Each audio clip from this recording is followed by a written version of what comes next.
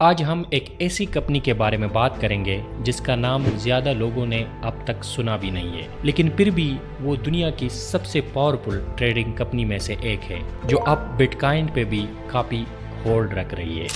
इस कंपनी का नाम है जेन स्ट्रीट और हकीकत ये है कि जेन स्ट्रीट इतनी बड़ी हो चुकी है कि सिर्फ ट्रेडिंग रेवेन्यू के मामले में ये बैंक ऑफ अमेरिका, गोल्डमैन सैक्स और सिटी बैंक जैसे बैंकिंग जायंट को भी पीछे छोड़ चुकी है। अगर आपको इस कंपनी के पावर का अंदाज़ा लगाना है तो एक एस्टीमेट के मुताबिक अमेरिका में होने वाली हर 10 स्टॉक ट्रेड में से एक ट्रेड डायरेक्टली या इनडायरेक्टली जेन स्ट्रीट से लिंक्ड होती है। लेकिन जो बात इस कहानी के नेक्स्ट लेवल पे ले जाती है वो ये है कि जेन स्ट्रीट दुनिया के सिर्फ उन 4 कंपनियों में से एक कंपनी है जो ब्लैक रॉक के बिटकॉइन ETF यानी IBIT के शेयर क्रिएट और रिडीम कर सकती है। और यहाँ पर कहानी सच में इंटरेस्टिंग हो जाती है। लेकिन इस कहानी को समझने से पहले एज ए डिस्क्लेमर कि मैं कोई फाइनेंशियल एडवाइस नहीं हूँ, ये वीडियो जस्ट एजुकेशनल कंटेंट है जिसके जेन स्ट्रीट और बिटकॉइन के बारे में जो लिंक है उसको एक्सपोज करने के लिए ये वीडियो बनाई गई ताकि आपको इसके बारे में पता चले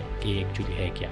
तो लेट्स स्टार्ट। पिछले कुछ महीनों से लोगों ने बिटकॉइन में एक बहुत अजीब सी चीज नोटिस करना शुरू की। हर ट्रेडिंग डे बिल्कुल exactly 10 AM eastern time bitcoin 2 to 3% dump करता था और वो भी हर सिंगल डे पे। और ये वो टाइम होता है जब US स्टॉक मार्केट ओपन होता है। लोगों ने इस पर डेटा शेयर किया, ट्विटर थ्रेड वायरल हुए और बाद में पता चला कि ये ड्रॉप लोएस्ट लिक्विडिटी विंडो में होती रही, यानी वो टाइम जो थोड़ा सा सेलिंग भी प्राइस को बहुत ज़्यादा मूव कर सकती हो। और एज यू नो कि जब बिटकॉइन गिरता है तो लेवरेज वाले ट्रेडर लिक्विडेट हो जाते हैं, फोर्स सेलिंग स्टार्ट हो जाती है और ज़्यादा सेलिंग ट्रिगर हो जाती है जिसे एक नेगेटिव फीडबैक लूप कहा जाता है। तो अब थ्योरी ये है कि ये जो लूप क्रिएट किया गया 10 AM का ट्रेड होता रहा, ये सारी चीज़ें जेन स्ट्रीट मैनिपुलेट करता रहा और इसके पीछे जेन स्ट्रीट कंपनी थी। अब हम थोड़ा सा जेन स्ट्रीट का पास देखेंगे कि जेन स्ट्रीट है क्या और इसका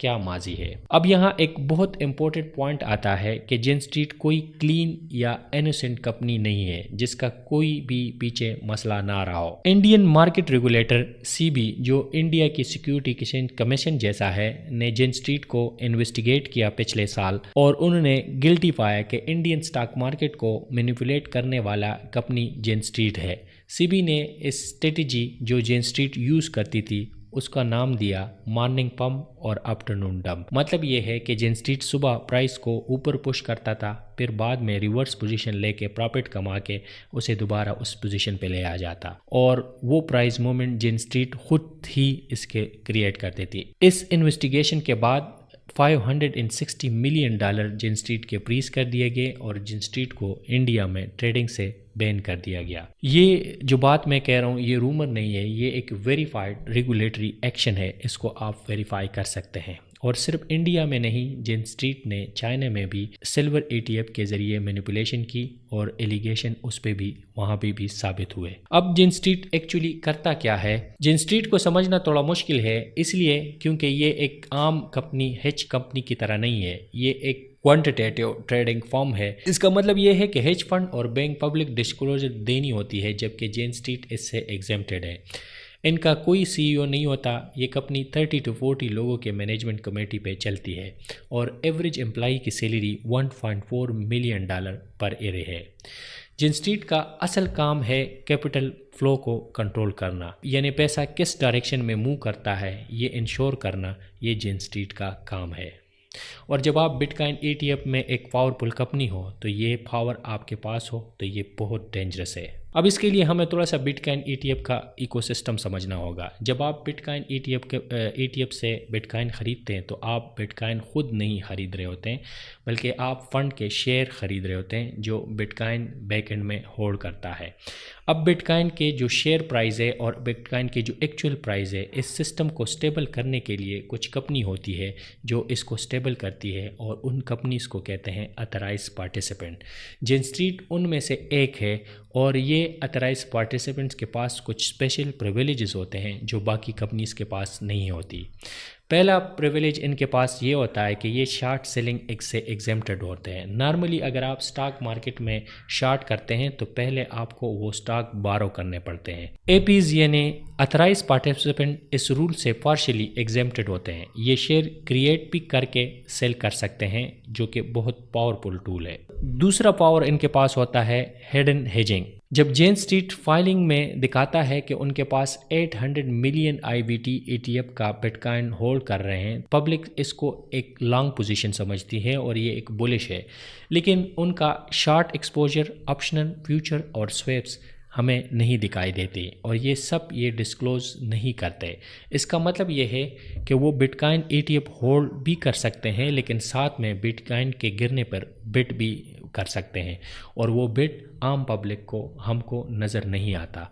तो इसलिए ये अगर बिट कर रहे होंगे तो हमें नहीं पता होता, इनकी सिर्फ बुलिश पोजीशन हमें नज़र आती है। और अब हम वापस आते हैं उस एलिज 10 AM बिटकॉइन ट्रेड के ऊपर। थ्योरी के मुताबिक ये ट्रेड कुछ स्टेप्स में होती है। पहले स्टेप में ये कुछ बिटकॉइन खरीदते हैं, मान लो कि उस वक्त प्राइस $68,000 है बिटकॉइन का, और फिर साथ ही ये डेरिवेटिव मार्केट या दूसरे एक्सचेंज पे अपना शॉर्ट पोजीशन खोल लेते हैं। फिर ये एग्जैक्टली 10 AM पर एल्गोरिथम से हेवी सेलिंग स्टार्ट कर देते हैं। उस टाइम लिक्विडिटी भी लो होती है तो प्राइस और तेज़ी से नीचे गिरता है और प्राइस गिरने की वजह से लिक्विडेशन ट्रिगर होना शुरू हो जाते हैं और प्राइस गिरकर 68,000 से $62,000 पर गिर जाता है। ये अपना शॉर्ट पोजीशन क्लोज कर देते हैं और प्रॉफिट बुक कर देते हैं और जो स्पॉट से उन्होंने लॉस किया था उसके मुकाबले में ये प्रॉफिट में अपना बाय कर लेते हैं। तो फिर ये अपना शॉर्ट पोजीशन को क्लोज कर देते हैं और चूंकि उसका शॉर्ट पोजीशन बड़ा होता है तो उसमें उसने ज़्यादा प्रॉफिट कमाया होता है एज़ कम्पेयर जो स्पॉट में उसने लॉस किया, और फिर दोबारा $62,000 पे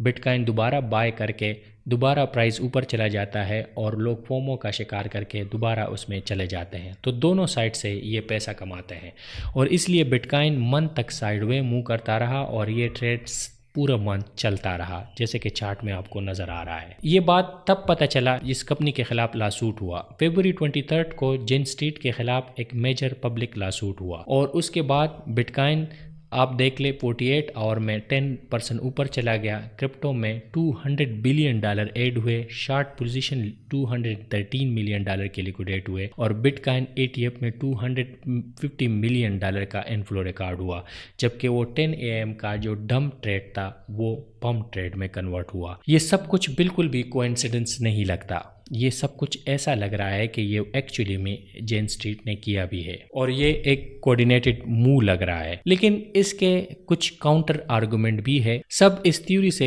एग्री नहीं करते। एक एनालिस्ट एलेक्स क्रूगर कहता है कि बिटकॉइन 10 AM पर डिप करता है लेकिन वापस 10:30 पे वापस रिकवर भी हो जाता है। तो ये मैनिपुलेशन ट्रेड नहीं है, ये US मार्केट ओपनिंग की एक की वजह से है कि पहले जब मार्केट ओपन होता है तो बिटकॉइन डंप करता है, लेकिन जब फिर न्यू इन्फॉर्मेशन लोगों के पास आती है तो फिर ये ऊपर आ जाता है। दूसरा आर्गुमेंट क्रिप्टोकॉन के हेड ने भी दिया कि spot buy plus future sale ये एक डेल्टा न्यूट्रल स्ट्रेटेजी होती है। इससे प्राइस पर इतना बड़ा फ़र्क नहीं होता, लेकिन सिर्फ वॉलेटिलिटी से लोग पैसा बनाते हैं और ऑनेस्टली ये भी एक रीजनेबल आर्गुमेंट है। लेकिन फिर भी अगर हम इसका एक और वाक़े से लिंक करें तो जेन स्ट्रीट का टेरा लूना में भी यही एक इनसाइडर एलिगेशन इसके ऊपर थी। 2022 में एक प्रोजेक्ट था जिसका नाम था टेरा लूना। ये $40 बिलियन का इकोसिस्टम था। लासूट के मुताबिक टेराफॉर्म लैब का एक फॉर्मर इंटर्नी था जो बाद में उसने जेन स्ट्रीट को ज्वाइन किया। इनके पास कॉन्फिडेंशियल इन्फो थे और ये एक इनसाइडर था टेरा लूना का, जिसकी एलिज किया जाता है कि उनके साथ मिलकर जेन स्ट्रीट ने एक स्ट्रेटेजी बनाई और फिर 7 मई 2022 में $85 मिलियन USD डंप कर दिए कर्व एक्सचेंज पर, जिसकी वजह से पिक टूट गया और एल्गोरिथम सेलिंग स्टार्ट हो गई। फिर सिस्टम ने रिएक्ट किया और सिस्टम ने उस USD ट्रेड के अगेंस्ट लूना क्रिएट की। फिर लूना के प्राइस नीचे हुए और ये दोनों इकोसिस्टम, ये दोनों प्राइस जीरो पे आ गए सिर्फ 72 घंटों में। लासूट ये भी कहता है कि जेन स्ट्रीट ने पहले से पोजीशन ली हुई थी जिसकी वजह से ये कोलैप्स हुआ और इसने प्रॉफिट कमाया। जिन स्ट्रीट ने अभी तक इस एलिगेशन का रिस्पांस नहीं दिया। इसका मतलब ये है कि जिन स्ट्रीट इसमें एलिज था। और फिर आता है एक और डार्क स्पॉट जिन स्ट्रीट का। जिन स्ट्रीट का एक को फाउंडर $7 मिलियन वार कर चुके हैं, जिससे उसने AK-47 स्ट्रिंगर मिसाइल और ग्रेनेड लिए जो सूडान कूप अटेम्प्ट के लिए यूज़ हुए। ये यूएस डिपार्टमेंट का जस्टिस एक वेरीफाइड डाटा है, इसको भी आप वेरीफाई कर सकते हैं। और हाँ, एक और बात, और सैम बैंकमैन-फ्राइड जो FTX का फाउंडर था वो भी जेन स्ट्रीट का फॉर्मर एम्प्लॉय था। तो ये सब कुछ एक एस्टनिश कोइंसिडेंस लगती है। ये कहानी जिन स्ट्रीट के बारे में नहीं है, ये कहानी सिस्टम के बारे में है। बिटकॉइन को बनाया गया था सिस्टम के बाहर रखने के लिए। लेकिन जब आप बिटकॉइन ETF से बिटकॉइन ख़रीदते हैं तो एक्चुअली आप अथराइज पार्टिसिपेंट्स इस बीच में आ जाते हैं, मिडिल मैन भी आ जाता है और उनके स्पेशल प्रिविलेज रूल भी। अगर आप ETF के ज़रिए बिटकॉइन लेते हैं तो वो ठीक है, लेकिन आप उसी सिस्टम पर ट्रस्ट कर रहे हो जो बिटकॉइन इसको रिप्लेस करने के लिए आया था। इसलिए आपको सेल्फ कस्टडी करनी पड़ेगी। सेल्फ कस्टडी आपका मतलब है कि आप अपने की को होल्ड करते हैं तो कोई आपको ना से लिक्विडेट कर सकता है, ना ही आपका बिटकॉइन आपसे छीन सकता है। इसलिए कहते हैं कि नॉट योर की नॉट योर बिटकॉइन। यानी पूरा पॉइंट ये है कि बिटकॉइन ट्रस्ट नहीं, एक वेरीफाई ट्रस्टलेस मशीन है। और जब आप इसमें ट्रस्ट ले आते हैं तो फिर यही देखने को मिलता है। तो इस वीडियो का मकसद ये था कि आपको ये बताया जाए कि अब बिटकॉइन मज़ीद से मज़ीद सेंट्रलाइजेशन की तरफ जा रहा है। लेकिन अगर आप शॉर्ट टर्म ट्रेडर है तो डेफिनेटली आप स्मार्ट मनी के अगेंस्ट ट्रेड नहीं कर सकते। इसलिए मैं हर वीडियो का मतलब ये होता है कि मैं आपको बताऊं कि किस तरह ये स्मार्ट मनी आपके अगेंस्ट ट्रेड करती है। और आप ये समझते हैं कि मैं ट्रेड करके इससे पैसा कमाऊंगा, ये बिल्कुल भी मुमकिन नहीं है। लेकिन अगर आप लॉन्ग टर्म ट्रेडर है और आप फंडामेंटली समझते हैं कि बिटकॉइन एक सिस्टम डिज़ाइन हुआ है और इसने ऊपर जाना है, तो फिर आपको ये चीज़ें हिट नहीं कर सकती। आप सेल्फ कस्टडी करके बिटकॉइन को होल्ड कर सकते हैं। तो thank you so much for watching. मिलते हैं नेक्स्ट वीडियो में।